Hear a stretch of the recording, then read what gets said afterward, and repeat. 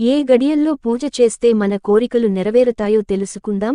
పూజలు అందరూ చేస్తారు. కొందరి పూజలకే ప్రతిఫలం దక్కుతుంది. అమృత ఘడియల్లో పూజలు చేస్తే మాత్రం కోరికలు ఖచ్చితంగా నెరవేరుతాయి. చాలామంది రోజూ ఉదయం పూట పూజ చేస్తుంటారు.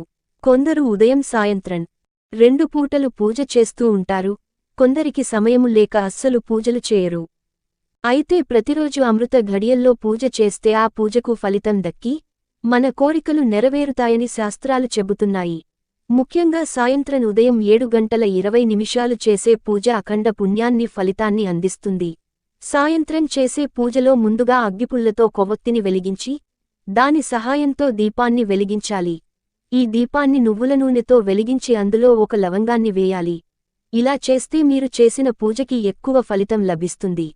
మీ కోరికలు త్వరగా నెరవేరుతాయి. ఇలాంటి మంచి వీడియోల కోసం మన ఛానల్ని కొంచెం